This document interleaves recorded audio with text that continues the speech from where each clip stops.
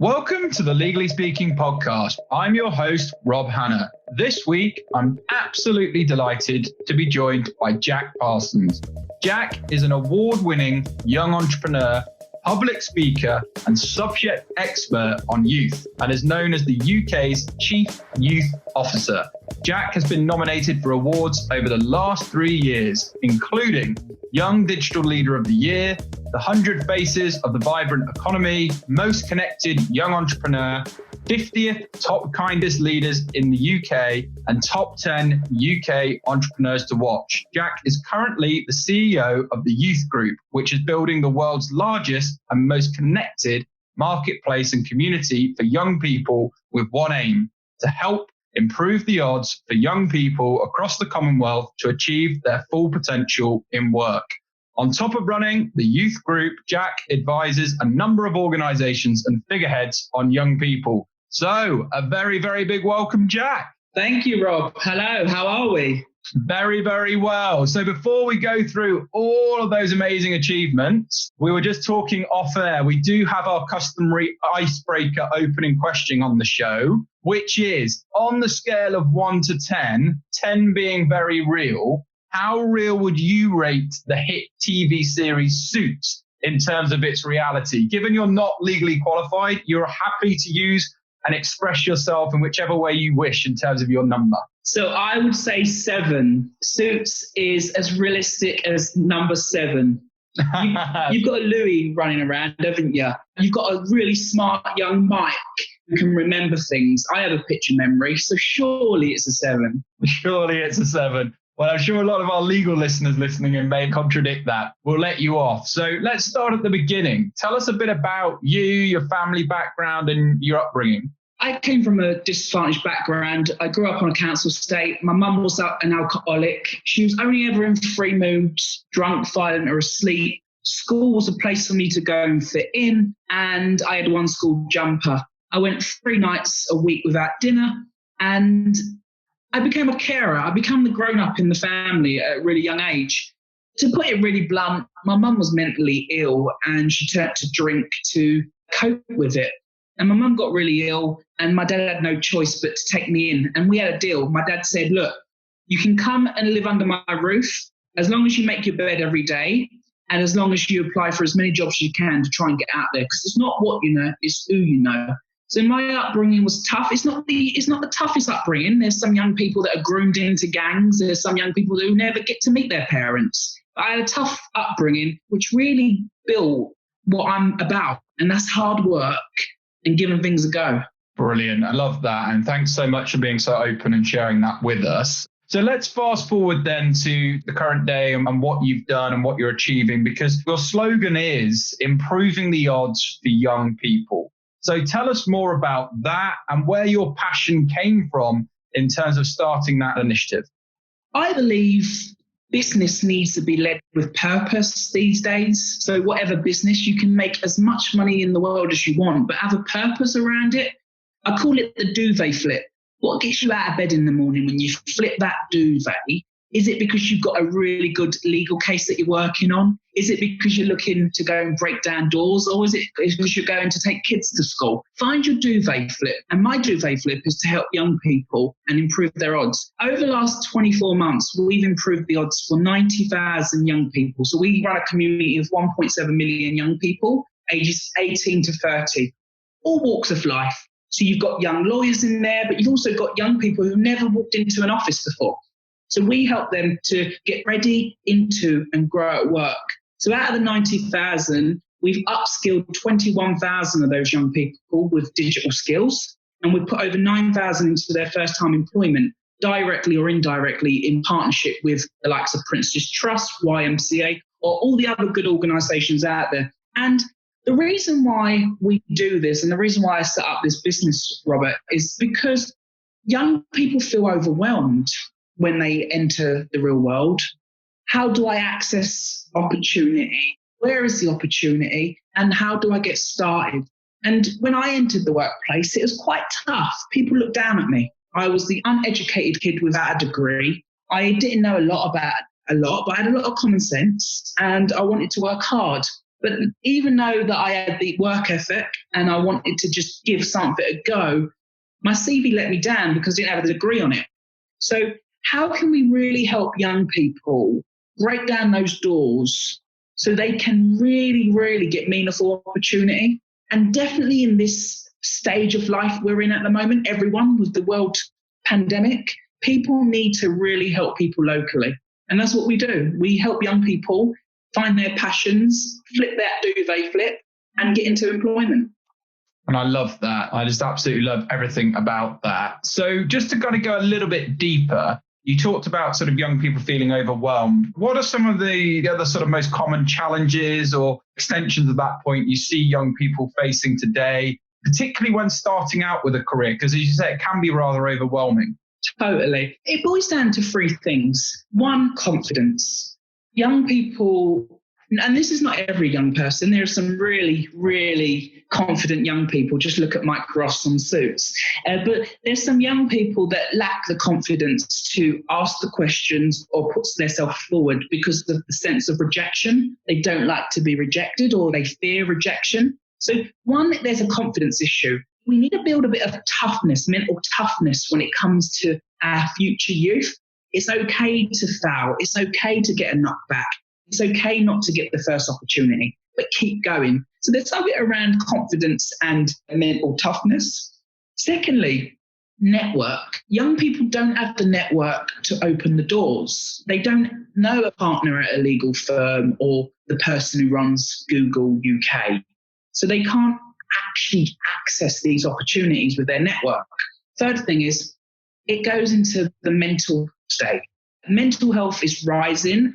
Everyone has mental health. Yes, some of us have really good mental health, but without fail, all of us get stressed. All of us get a bit of anxiety or overwhelmed sometimes. It's those three things, the confidence, the network, and then the mental health, that's really been the everyday barriers for young people.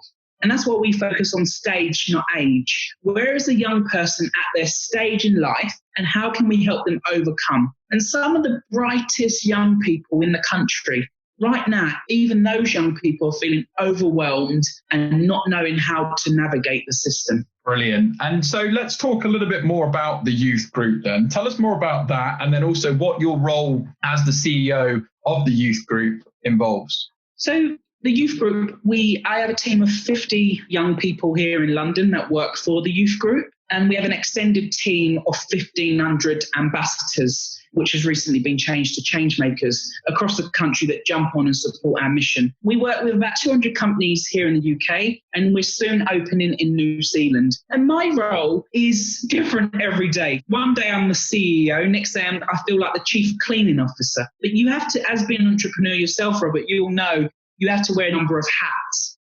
A lot of people see my role as being the spokesperson, and I am the spokesperson. I go on TV, I go and meet some fantastic people. I advise at 10 Downing Street, but I'm also grafting every day, 6 days a week, 8 a.m. to at least 11 p.m. every day, because that's what you've got to do when you run an organisation. That's what you do when you really want to change the world for young people. So it's not all glamour. Yes, people see the glamorous side and always cutting ribbons and opening digital embassies and stuff. But I'm bombarded with paperwork, emails, admin, and having to navigate how are we going to really make sure that we're helping young people. So every day is different. I love it. Sometimes I come off a call after the end of the day. My last call tonight is at 10 p.m. with the New Zealand government and TikTok tonight. And I'm thinking, wow, why did I book that in? 10 p.m. Time I get off that call, it'll be 11 p.m. What, shower and bed? But you do what you need to do. And sometimes I get off the call and just want to burst out crying. Really do. And that's okay. I've come to terms with it. It's okay. Because actually, if it was easy, everyone would do it. And I love that. And the fact that you're allowing yourself to be vulnerable, Jack. And I think what I would say is, as a fellow entrepreneur, you have to have that purpose and passion, because there is no other reason to do it unless you really do. And it's very clear with what you're doing. There is a clear purpose and clear passion behind it. And what you're doing for the next generation is fantastic. So I really do commend you. I mean, in terms of kind of moving on from that, do you work with aspiring legal professionals? Because, you know, the legal sector is very, very tough, as lots of sectors are to break into. But Have you had much experience with that, and any tips maybe to people listening in you would give to them in terms of giving them some more confidence? Totally. We've worked with a number of young legal experts who want to get into a career. And one thing that helps, that we've seen being a real big trend, is when they go and volunteer at local charities or volunteer in a company while they're getting their law degree. We've got a young girl called Priyanka. She's actually the chair of our youth board, and she's inspiring to be a commercial lawyer at the moment. She sits on our youth advisory board and she chairs it for us. And she also sits on the board of US Embassy. And she's a young 22-year-old looking to be an inspiring lawyer. What she's gone and done is got herself out there, networked, volunteered in a number of organisations, got herself up on stage. Everyone has a perspective. It doesn't matter who you are or what profession you're into. You can all add value in something. There might be a local charity that you could go and volunteer at or help the next door neighbour. I don't know. But really get your CV filled up with some voluntary positions ready for when you go into knocking on the door of one of the big law firms. Brilliant, brilliant. And again, I absolutely love that. And I wish her the very best of luck with her legal journey. And again, moving on, so many aspiring lawyers, current practicing legal professionals are advised they need to showcase more entrepreneurial thinking in the modern world. And I know in 2019, I think I mentioned in the introduction, you were named Most Connected Young Entrepreneur. So how did you achieve that? And what tips would you give to others to maybe spark their entrepreneurial thinking? So when I first started, Robert, I had nothing to offer. I wasn't the smartest person in the room. I didn't have a degree and I had no experience. So what could I build that really helped me get ahead and actually become something? And one of the things I did was said to myself, I'm going to build a network, because not what you know, it's who you know. And yes, you have to know certain stuff, especially in the legal industry, but it's also important to who you know. So one day I sat in a coffee shop. I was 21 years old, did some work experience, and then set up my own business. I reached out to people, anyone 3 months, 6 months, 8 months ahead of me, 2 years, 5 years ahead of me, asking if they would come and have a coffee with me. I literally reached out to about 1,000 individuals and I got about 800 no's, and the rest didn't come back. And I thought to myself, what am I doing wrong? So when I was sitting in this coffee shop, I wanted to give up. Then I took a picture of 2 cups of tea in that coffee shop, put that up online and said, great day of meetings. I didn't meet no one that day. Those 2 cups of tea was drunk by me. But what that got was one retweet and another retweet, and someone liked it. And then the person who liked it, I jumped on and said, will you meet me? I want to talk to you about youth and what we're doing. And they said yes. And what I used to do is take a notebook along and sieve anything they knew or anything I could learn. At the end of that coffee, I would pay for the coffee. I only had £10,000 savings, so I had £10,000 worth of coffee I could buy before I had to get back into work. I said, do you know anyone I should meet? And they know someone 6 months ahead of them. So I started building that network. And now it's turned into having the 40% of the FTSE 100 CEOs in my phone book. It's because I've become a social networker, connecting people, connecting in different places. It's a spiral effect. And now I've got too many people wanting to have coffees with me. 700 people reach out a week in my inbox in LinkedIn to say, come and have a coffee. And you can't have a coffee with everyone. To really build the network at the start, I started showcasing what I was doing in a meaningful way, not a bragging way, not saying, oh, look at me, because the people I was meeting were good, but they weren't Ronaldos or Mike Rosses of the world or Harvey Specters, but they were good people. And that's what I did. And that's how the brand grew. But most importantly, I stayed consistent. Love that. Love everything about that, Jack. That's just the true ins and outs and warts and all of how you've got to where you are. And that's, again, very commendable. And I just want to talk about networking, because it's something I'm a massive advocate for. A lot of people who follow me know that LinkedIn's my main platform I'm really, really passionate about. But networking is another key skill that's required in the legal sector. And you've already touched on this quite a bit. But is there any other tips you would say now to sort of how you go about your network to continue to build on those networks? Because you're so early on into sort of, a career, and undoubtedly you're going to go so far in the future. But people listening to this thinking, do you know what, I just want to pick 2 tips of networking off Jack. What would you say? When you're in the room, be present. As young professionals, we get nervous. The person who you get the opportunity to talk to, treat them like they're the only person in the room. The eye contact, don't focus anything around you, and ask questions. Go from having all the answers to all the questions when networking, because you're there to learn and grow. And people love to give advice, and people love to give back and actually support. Make them seem like the most important person in the room. And then thirdly, don't hide in the corner where the sandwiches are. Go around the room. Join a conversation. What worse can happen? Someone says, oh, sorry, this is a private conversation. And you go, okay, apologies. Nothing bad can happen, but be present in that room and go from having all the answers to all the questions. Yeah, again, really sage advice. So thanks for sharing that, Jack. I mentioned at the top of this as well, you also sit as a non-executive director, advisor, and ambassador for a range of government, private, public and charity organisations. Do you want to just tell us a bit more about that work and, again, what inspired you to get involved with it?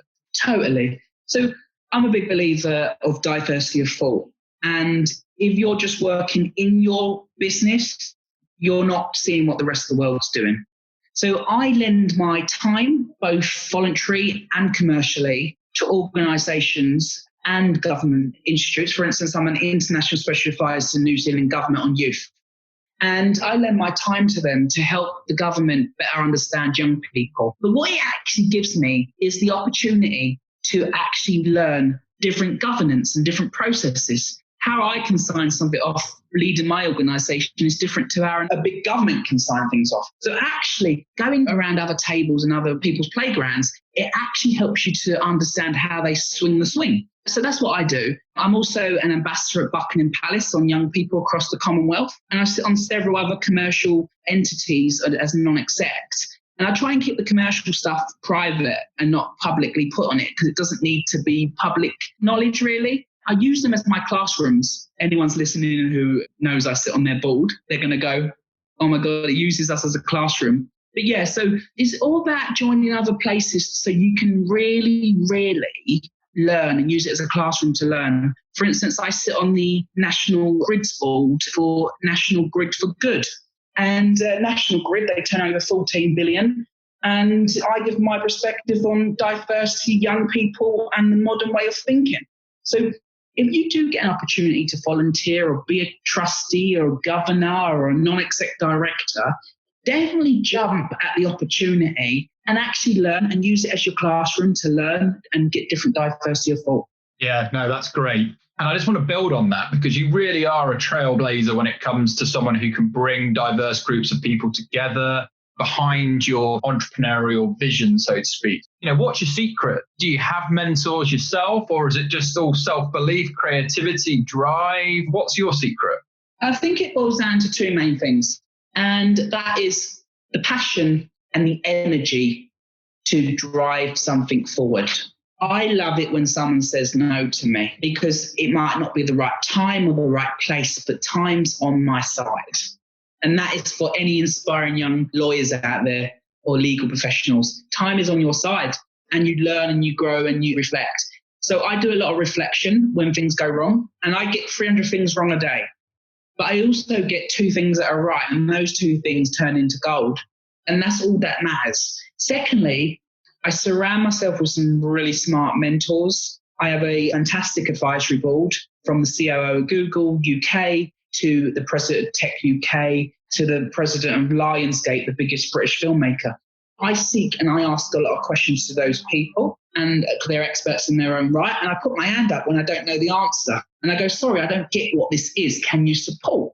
And that's good, having a support network around you to really help you thrive, because we don't know all the answers. Let's not make out we do. I definitely don't. The business landscape is so huge. I only know a little fraction of it. But my little fraction, which is youth and being entrepreneurial and building networks, is something I do really well.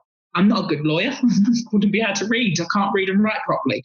But there's someone out there who is really good. So partner with them and seek advice where you need it. Brilliant advice. Again, absolutely love everything to do with that, Jack. And the other thing that you and I share great passion around is obviously kindness. And we've touched on mental health as well, particularly as there's a high number of people in the legal sector struggling in silence. And I was delighted to see that in 2019, you were named one of the top 50 kindest leaders. Why does kindness matter to you so much?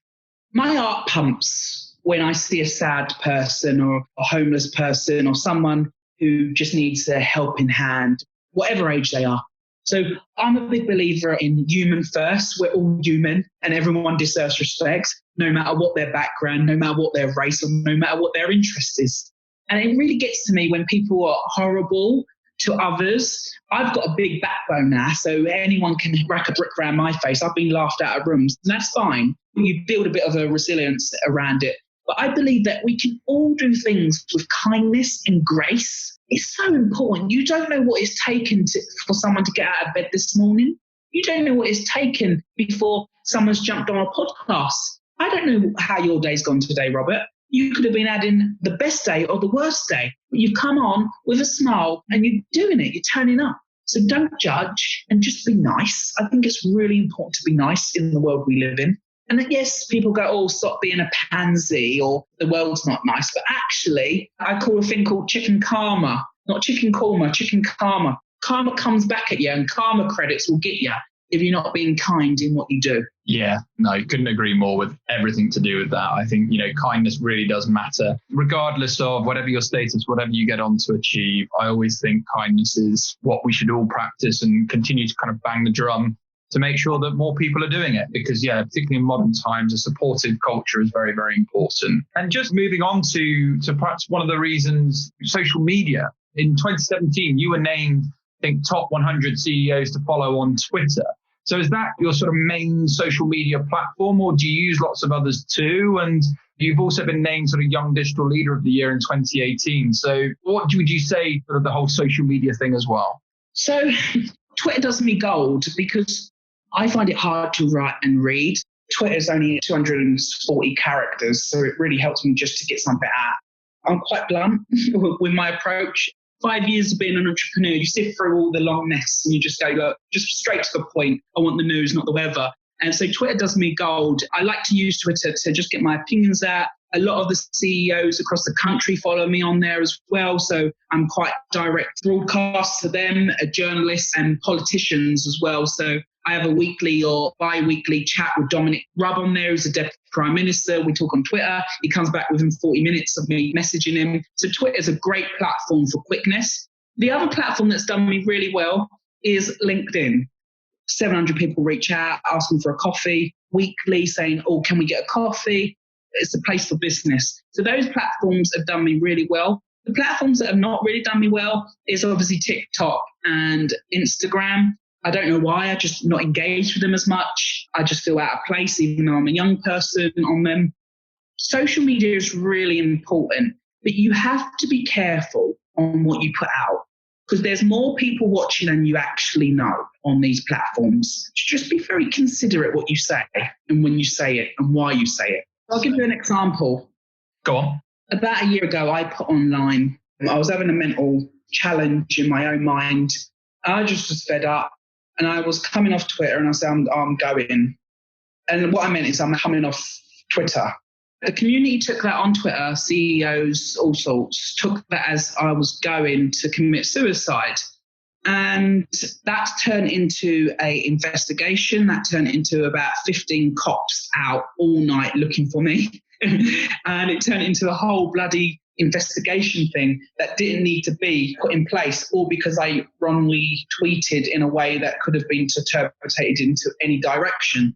So social media can also be very dangerous if you're not clear on the clarity on what you mean. Yeah, no, that's again, really, really important point. So thanks for sharing that and that experience. So I guess as we look to wrap up, Jack, what are your plans for the future? You're definitely not someone who's going to sit still. You keep yourself very busy. You're doing so much for the youth and the next generation and wider communities. But what goals or plans do you have for the future? Our community is at 1.7 million young people. I've got this ambition to get the community to 50 million youth across the Commonwealth. So we're launching in New Zealand and Australia, Canada, India and South Africa over the next 6 years. I've got about 5 years until I step down as CEO, just because it then becomes too governance and I'm not interested in the governance. I like to be out on the ground with youth and actually helping grassroots, which I don't get as much time these days. I still get time, but not as much because obviously you're running a business. So it's to really build a legacy where the youth group can stand on its own 2 feet without me. And I can be a nice ambassador supporting youth across the country and across the Commonwealth, while the youth group really helps young people get ahead. Brilliant. Well, listen, on behalf of all of us on the Legally Speaking podcast, it's been an absolute pleasure having you on, Jack. But if people want to, I'm sure you've inspired a lot of people, young and whatever, throughout this podcast chat. So if they want to follow you or get in touch and learn more about the youth group, what's the best way and platform for them to do that? So LinkedIn, Twitter, if you're a smart lawyer, you'll jump on Instagram because I don't get as much engagement on there. So you'll be able to get me. But yeah, just the normal channels, really. Google me, the good and bad, I don't know. But yeah, just have a Google and decide if we can help or not. Brilliant. Well, thanks so much once again, Jack. Wishing you lots of continued success with all of your future entrepreneurial pursuits. But for now, over and out. Thank you.